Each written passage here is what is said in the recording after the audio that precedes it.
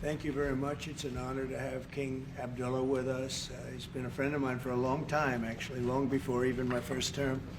And we've had a great relationship. He's a great gentleman, a great leader, and does a fantastic job in his country.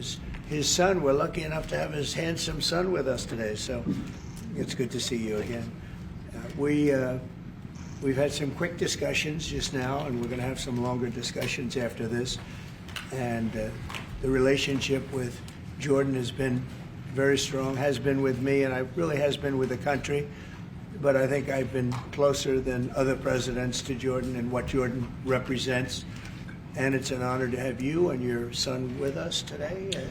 And if you'd like to say a few words, and thank you very much. Mr. President, thank you very much for having us in so short after your inauguration. I think just as a testament to what you said is a special relationship between our two countries and the personal relationship of friendship and trust between the two of us. Mr. President, I truly believe that with all the challenges that we have in the Middle East, that I finally see somebody that can take us across the finish line to bring stability, peace, and prosperity to all of us in the region. And it is, I think, our collective responsibility in the Middle East to continue to work with you, to support you, to achieve those lofty goals. So I'm very delighted to be here, and as you said, sir, we've got some very interesting discussions ahead of us. Very good, very good. Thank you very much. Mr. President, many people in the region, especially Jordan, are worried about the annexation of the West Bank. Will you give His Majesty the King guarantee that you won't allow Israel to annex the West Bank? And how are you going to I think that's going to work out very well. That's not really what we're talking about today. I think that's something that's going to work out automatically, and it's in good shape. And we discuss it, and other people have discussed it with us and with me. That's going to work out. West Bank is going to work out very well.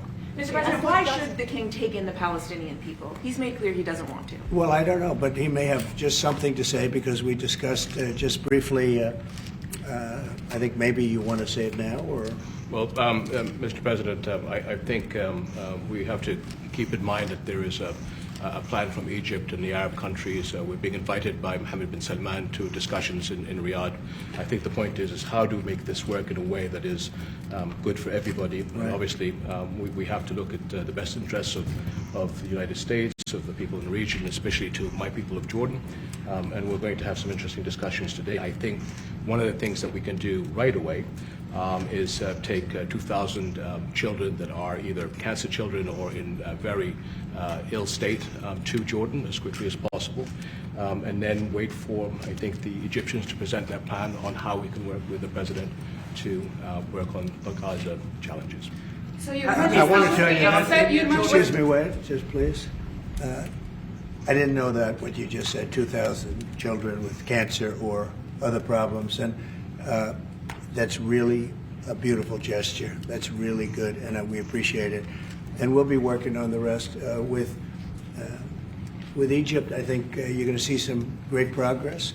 I think with Jordan, you're going to see some great progress. 3 of us, and we'll have some others helping, and we're going to have some others at a very high level helping, and the whole thing will come. It's not a complex thing to do. And with the United States being in control of that piece of land, a fairly large piece of land, you're going to have stability in the Middle East for the first time. And the Palestinians, or the people that live now in Gaza, will be living beautifully in another location. They're going to be living safely. They're not going to be killed, murdered, and having to leave every 10 years, because I've been watching this for so many years. It's nothing but trouble. Everyone's being killed. They're being robbed. It's like living in hell. And they're going to end up having a great home, great families that don't have to get mugged and killed and beaten up and harassed by Hamas and everybody else. And I know we'll be able to work something. And what you just said about the 2,000 is fantastic. It's so beautiful. It's music to my ears. But we're going to be able to work something, and I know we'll be able to work something also with I believe, not 100%, but 99%. We're going to work out something with Egypt.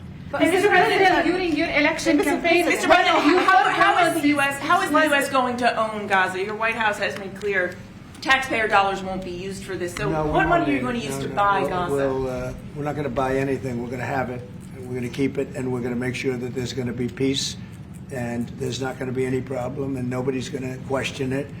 And we're going to run it very properly, and eventually we'll have economic development at a very large scale, maybe the largest scale on that site. And we'll have lots of good things built there, including hotels and office buildings and housing and other things.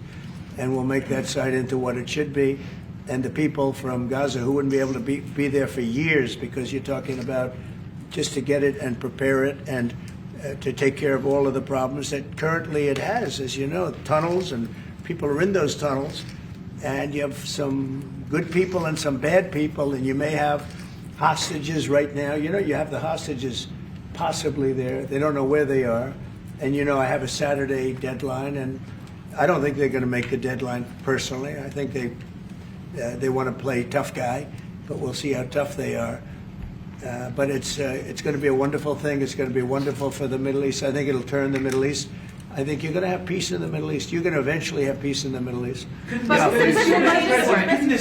this deadline risk undermining the talks that you're having with the king today, and risk the kind of wider peace that you're trying to? No, because that's not. We're not talking about a big situation. We're talking about something that can go very quickly. We're talking about it's going to go quickly. It's not going to take a long time. Okay. That's not going to take a long time. You know bullies? You know what a bully is, right? You know the bully, I've always, and I found it throughout my life, a bully is the weakest person. And they're bullies. Hamas is bullies. The weakest people are bullies. You know that, right? All right, go ahead. Mr. President, you were saying that Palestinians will live somewhere else safe. Where exactly do you want them to live? Well, it's not where I want them to live. It's going to be where we ultimately choose as a group.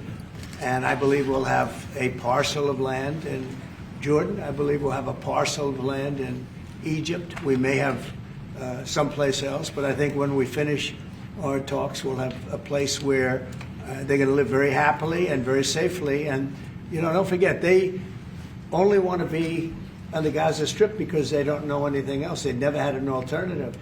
And they don't want to be on the Gaza Strip, but they have no choice. They have to be.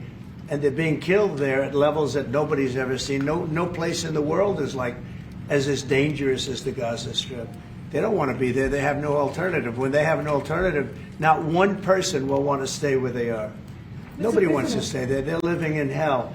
It's a death trap. Mr. President, how do you know that the Palestinians don't want to leave their land? Some people say this is ethnic cleansing. You won't be able to force them to leave their land.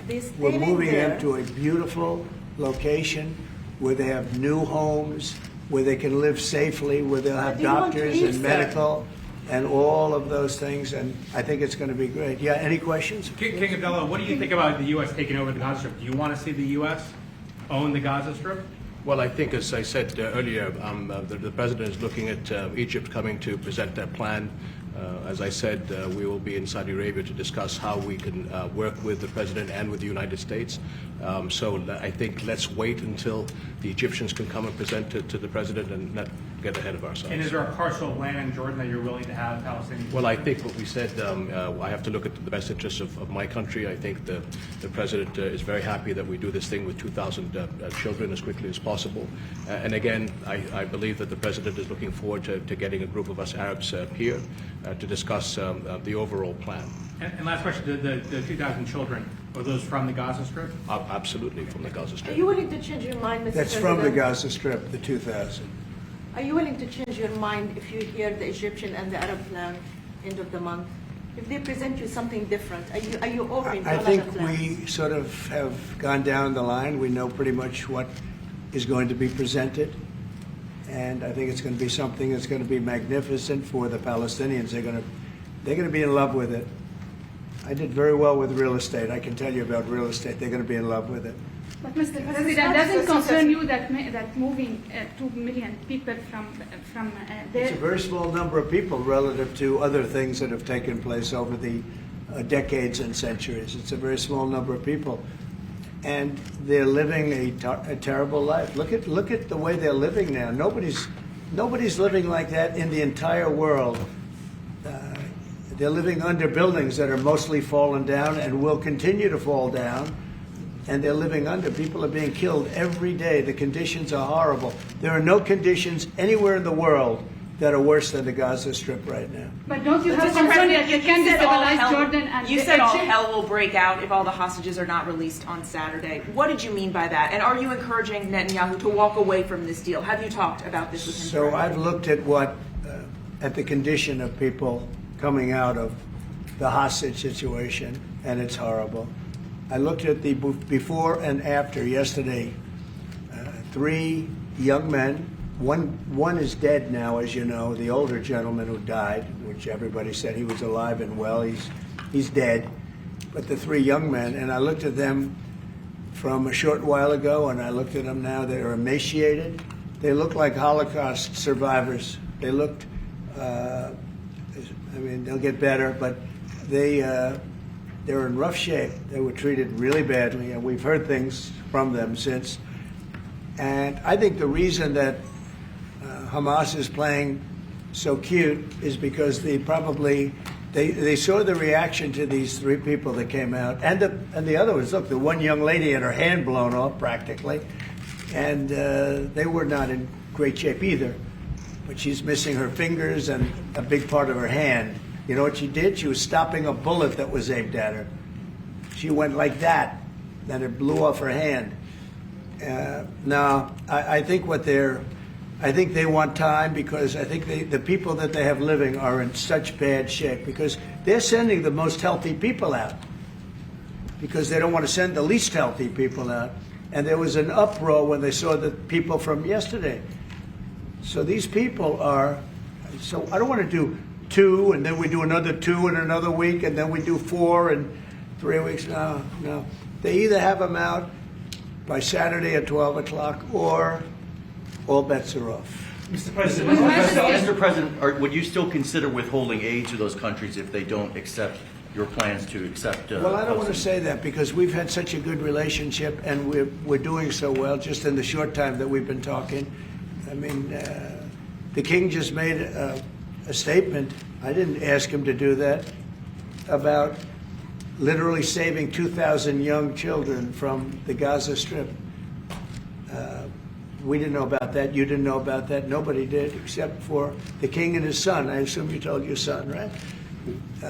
And I just thought it was great. No, I think we'll do something. I don't have to threaten with money. We contribute a lot of money to Jordan and to Egypt, by the way, a lot, to both. But I don't have to threaten that. I think we're above that. I do believe we're above that. So. Would you consider other countries, not Jordan and Egypt? There was talks about Indonesia, Albania, other places. Yeah, sure, we would. And we have other countries that want to get involved. We have a lot of people that want to get involved. There's a great sense of wanting to help the Palestinians. There's a lot of good countries out there, people that rule those countries with big hearts, and this gentleman is at the top of the list. And if they don't want to leave, how are you going to force them, Mr. President? Oh, they're going to be great. They're going to be very happy. Can you Your give us a- Majesty, Mr. President, should we may I- expect that the may I- Jordanian response would be part of a coordinated Arab response? The response will be from a multitude of countries, Arab, international. I know the Europeans want to step in. And again, we'll probably have to look to the help of the United States to make sure that COGAT, which is the clearing agency on the Israeli side, makes this as efficient as possible, because 2,000 kids, the best way to get to them is by helicopters and get them straight to our institutions. I also believe that quite a few countries would also probably like to take some of those kids and have them treated in their hospitals. So we hope to launch this ASAP. Yes, and that's right. This should have been done by the Biden administration, but, you know, they didn't do anything. They didn't know what the hell they were doing. So this should have been done by the Biden administration. This should have never happened, because October 7th would have never happened if I were president. Zero chance of happening. You wouldn't have had that whole mess where the Middle East got blown up, and you wouldn't have had Ukraine and Russia fighting. That would have never happened. And by the way, we're making good progress there, I think. I really think we're making some very good progress. Mr. President, President, you said team are you before that putting in the charge U.S. of it? would buy Gaza, and today you just said we're not going to buy Gaza. We're not going to have to buy. We're going to have Gaza. We don't have to buy. There's nothing to buy. We will have Gaza. What does that mean? No reason to buy. There is nothing to buy. It's Gaza. It's a war-torn area. We're going to take it. We're going to hold it. We're going to cherish it. We're going to get it going eventually where a lot of jobs are going to be created for the people in the Middle East. It's going to be for the people in the Middle East, but I think it can be a diamond. It can be an absolute tremendous asset for the Middle East, and you're going to have peace. It's going to bring peace in the Middle East.